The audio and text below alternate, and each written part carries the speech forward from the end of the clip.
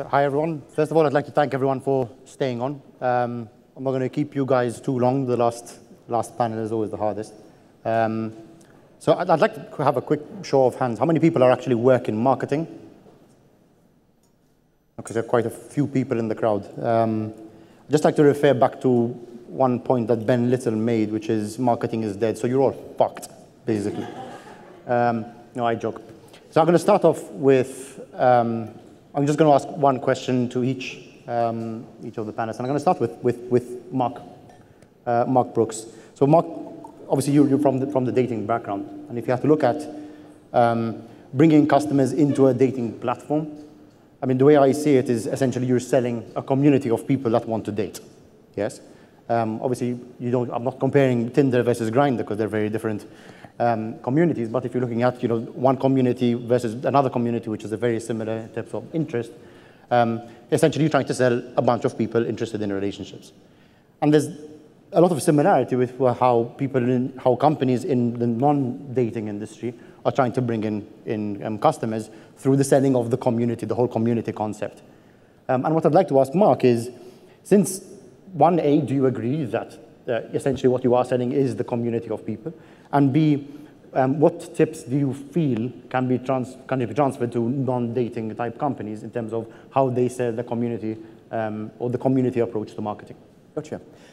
So I think you kind of bottled the problem that we have in the dating industry is most companies you start up and you don't have a critical mass problem, but we very much have a critical mass problem because we're selling people to people. It's beyond a typical community because without the people, you've got nothing on offer. So the real trick for any dating startup is to come out the gate running. You can't dawdle. You've actually got to come out with a bang and get as many people as possible, as quickly as possible. So that is actually a huge barrier to entry, really. That's where most dating startups falter.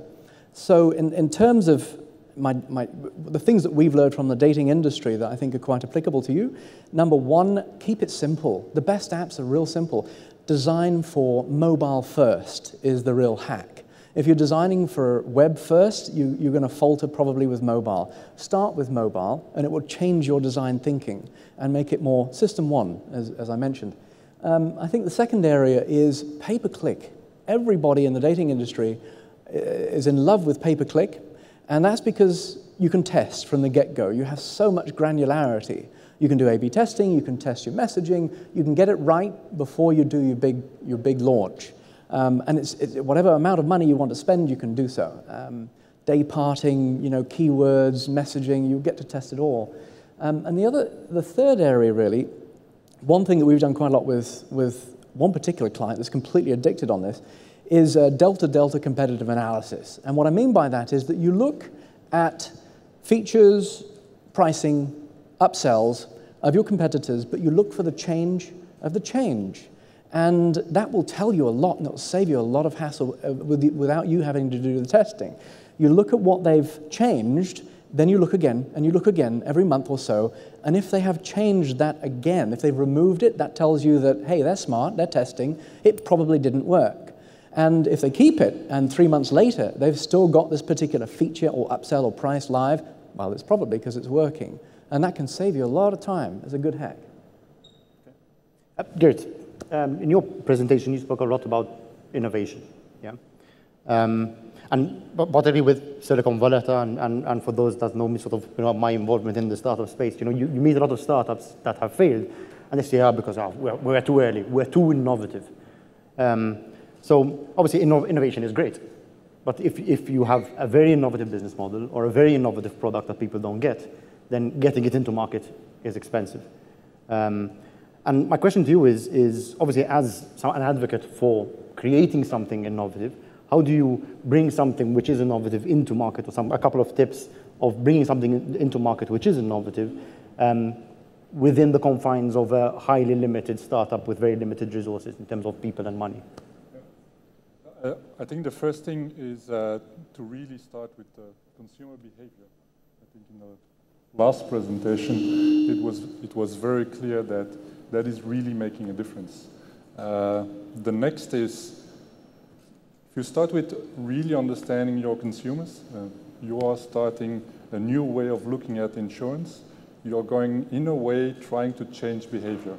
Trying to change behavior is hard, but there are a lot of new possibilities, innovative possibilities with digital to really solve problems. And if you then start with, I think it was the product is the marketing, you said? That's the first step.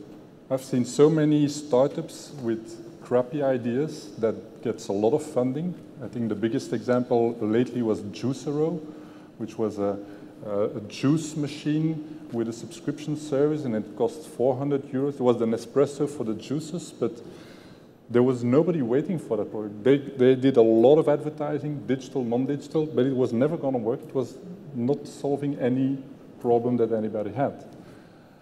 And then I think that the old rules of marketing are still applicable.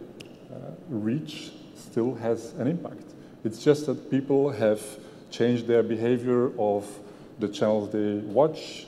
Of course, nobody says that they like banners, but marketeers are still spending, I don't know how many millions or billions on making those banners and paying news media for those banners. So there's a disconnect on those two levels. So I think there are some rules that are still applicable. Reach works. Think about the consumer. Invest maybe a bit more in strategy and understanding the consumer to adapt your product that it really solves a need, and then it will go much faster. Because the adoption, once you solve a problem, is thanks to digital going very, very fast. I think Uber, Airbnb in Belgium, they never advertised. In 2 years, they had a massive adoption of consumers without any advertising, because it solved the problem, because the hotel industry didn't do anything about that. The hotels worked fine, but they tapped into a new market. So I think it's a combination. I think there's a lot to do with marketing education, on educating the new marketeers, because there's a lot of new channels that you need to understand to really tap into that. And then I would follow the behavioral economics workshops or courses wherever, because that's the start of doing the product and then the campaign that follows afterwards. So that, again, there's no silver bullet, but I think those are the basics to do it correctly and to have an impact, which you made as well. I don't know if anyone has anything to add on that. No, I think that you said it well. You know, marketeers have grown up on understanding the principles of a funnel. You know, awareness, consideration, preference, purchase, and the truth is that a lot of that remains the same, but also you need to update that with modern thinking and the opportunities that are available to us. Awareness still stands. Unless people know that you're there, then you're going to struggle. Consideration, I think, is more about understanding now. I think that there is an opportunity through all the channels that are available for us to be able to tap into and understand what it is that a business or an organization is trying to do. What's the why? We're launching a new social media platform at the moment to compete against Snapchat, Instagram, etc., called Vero, which is a totally different proposition. No advertising, all of your data is private, allows you to be a private network as well as a broadcast network. And again, the big question there is, how do we tell people our why? What is the story behind it? And that's understanding. And then, of course, consideration is absolutely key. So how do you generate consideration through, you know, early adopters, generating an audience, or through content? And then where before purchase was, you know, or download was kind of the end of the funnel. And now, of course, relationship is the thing that is absolutely key. So just understanding how to modernize the things that we've been taught is, I think, key. Okay. So I think back, there was a point about 4 years ago. I went to a party. It was organized and arranged on behalf of the CEO of Badoo, so that he could meet other industry players, other internet dating industry executives in the dating industry in London.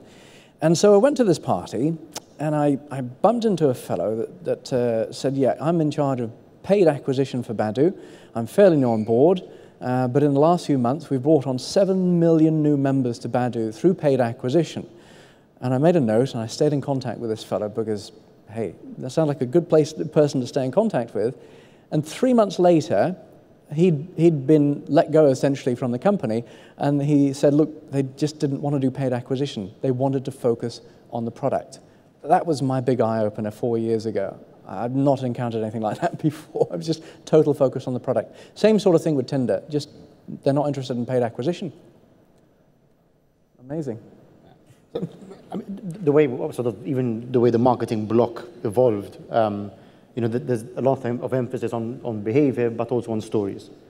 And very often when you're speaking to people who work within a business environment, particularly people in marketing, they say, we have a lot of amazing ideas, but how do you sell these ideas to the business so that these ideas can actually come to life? I work a lot with Ben, and Ben sort of brings two things to the table. Number one is his ideas, they tend to be very, very wacky. And the second thing is that when you do have a conversation with Ben, he's extremely frank, hence fearlessly frank, but extremely frank. And obviously, very often you're taken aback. And yet the clients that you manage to work with are sort of, your HTC and your Nissan, sort of very large corporates, which from someone who brings wacky ideas and frankness to the table, there seems to be, this conflict. How do you bring someone who's not from this concept of innovation and new ideas and thinking outside the box to sort of our space? The first thing that simplifies that challenge is that we tend to work with either owners, founders, or CEOs, or board level individuals of the businesses we work for. So therefore, innovation and change is on the agenda. So if you look at any of the statistics, top 5 things on any major CEO's list, innovation is one of them. So we're in a conversation that they want to have, and they want you to be frank. They don't want you to beat around the bush. They want to know what it is they're not doing right and how they fix it.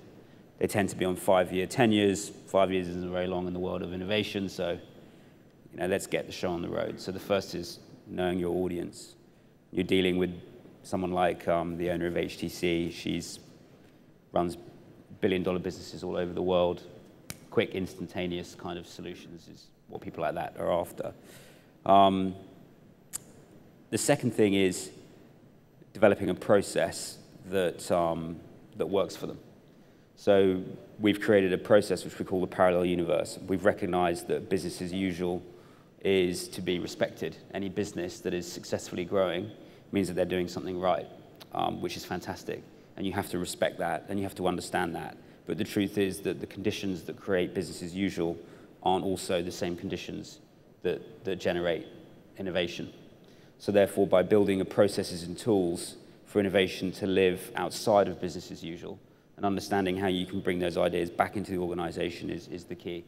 So, not spooking them out instantly tends to help. And then I suppose finally, as you said, being cool, fearlessly frank, kind of, if they're going to get their checkbook out, they kind of know what they're in for. Yeah. And I don't know if you have anything else to add. I know that you obviously get involved with Needle. I think a big part is also the creativity where you make the difference. And I think that's the undervalued part of the advertising industry today, which is now in the corner where they get all the kicks. But there's a lot of creativity there that doesn't move up until the sea level. And it's not only about making beautiful movies, but the creativity or the creative spark can make a difference in a business model, in a product, in a design, in a movie in the end as well. And it's with that, maybe with that little movie that you're going to convince a CEO to take that extra next step, or a VC or something else. It's a bit the emotional side where people, also decision makers, are going to base their decisions on. And there is a big part of creativity that is only one part of the innovation process, where I think that collaboration with advertising agencies is still very, very important and strong. I think you hit on a very interesting point, and something which I myself struggle with as well, in that when you look at marketing today, it's about numbers, it's about data, it's about analytics, it's about using amazing tools like Hotjar, et cetera, et cetera, et cetera. And it's because it's so flat, it's so dead, it's so unemotional. And yet you three, during your talk, you gave a very emotional You added emotion into the marketing aspect. Is the direction, how do we create that link between the data aspect, which is important because it helps performance, and the emotional aspect, because essentially marketing is an emotion? The direction that marketing is going, are we helping us sell products more from an emotional aspect, or are we going further away and becoming more cold? I think you need both, but you need that creative spark from a creative director. I just read today that I think it's Liverpool, the soccer team, they did a collaboration with Alexa. So now you can follow every game, whatever happens at Liverpool, just by talking to your Alexa, and it's going to say, well, we're on a training, he scored a goal, whatever.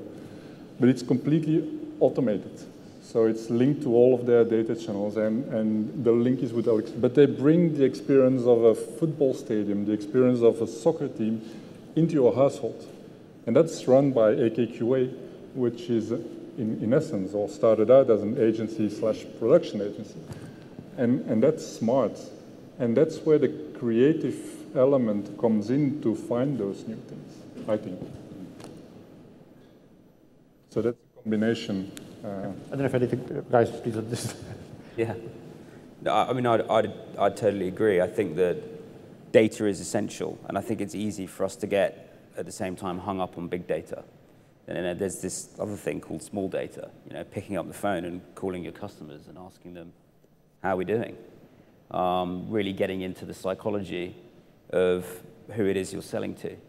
And I think that bridging those two gaps is where the insight and the creative strategy comes in, because if you leap straight to execution, I've just got to fill as many banners as I can in order to be able to meet a quota because I've got a big data number, then you lose the kind of passion of whatever it is you're trying to create. And I think that comes back to something I was talking about earlier, which is, the world doesn't need any more stuff.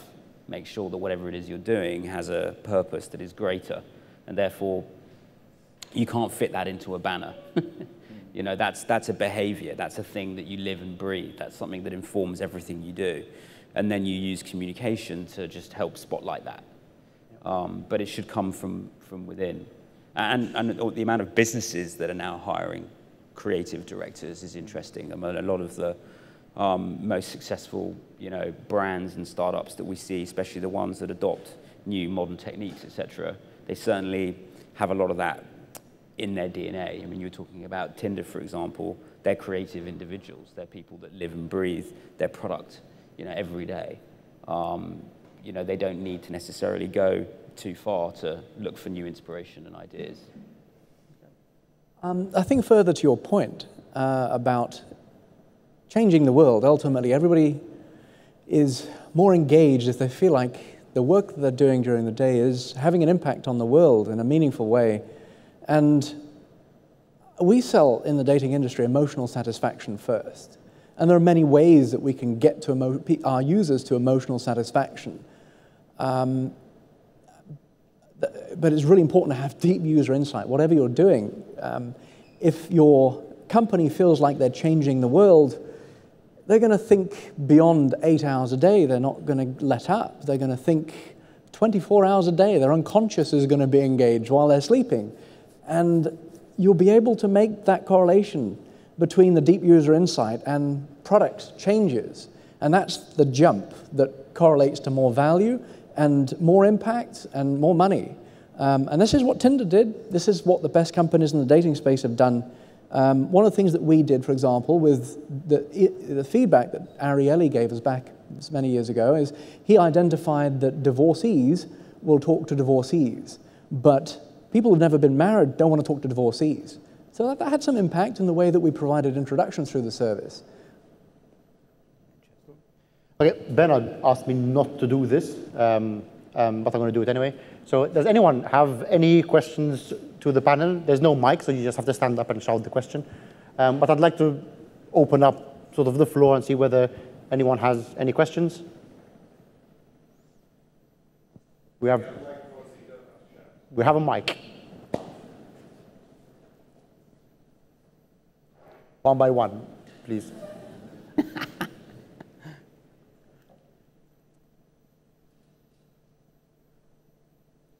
general question. It was very interesting, that futuristic video that we saw of 2037, I believe. Don't you think that millennials especially are living too much in the bubble of their social nets? And they're isolating themselves so much from what is going on, except through the circle of their immediate friends, that they are losing out, even on the good things of communication.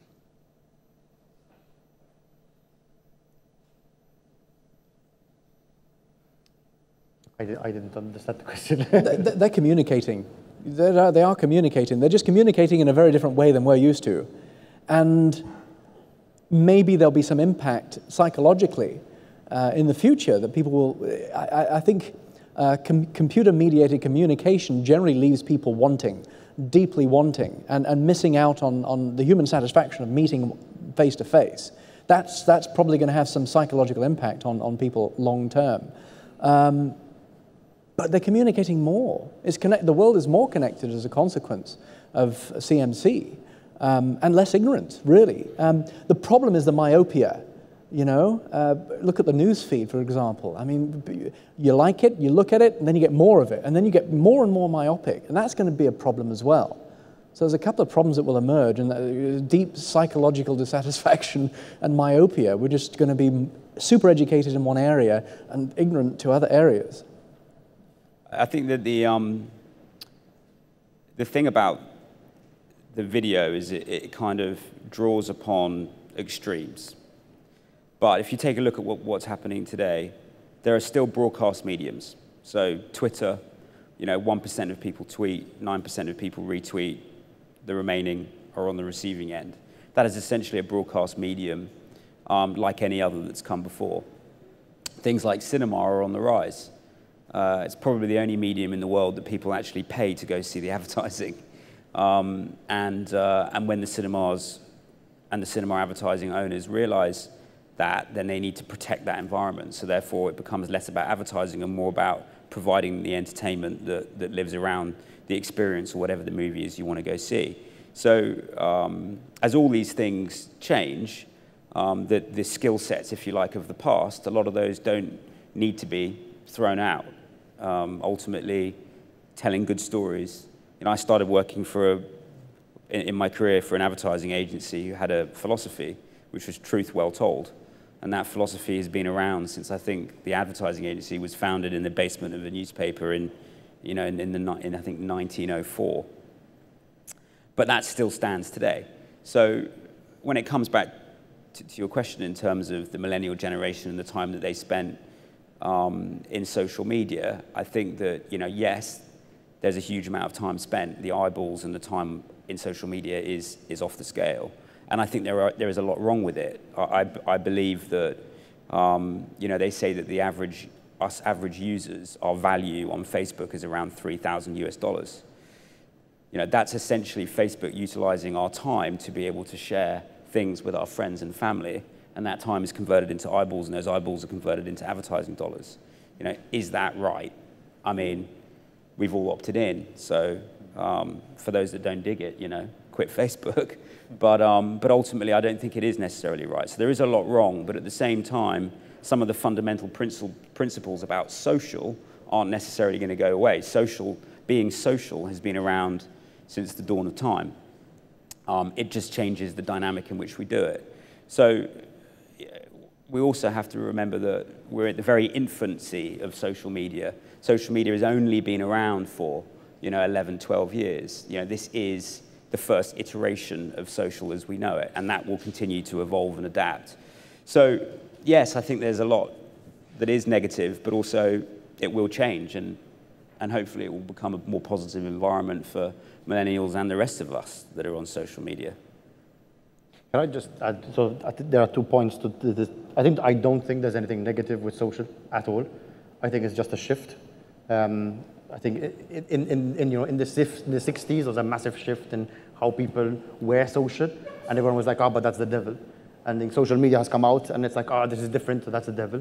And then I think, okay, what's going to happen when we start embracing VR, and you don't need to leave your house at all and have a physical interaction with someone, and you never leave your room.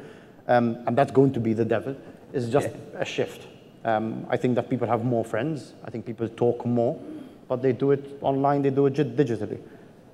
So I don't think it's negative, I just think it's a shift. Yeah. But in that shift, there are a few elements that we as a society need to take care of, I think. If you look at cyberbullying, especially with younger kids, if you look at fake news in a way, I think there's some role to be played by or the news organizations or government, because it's going to have an effect on a younger generation.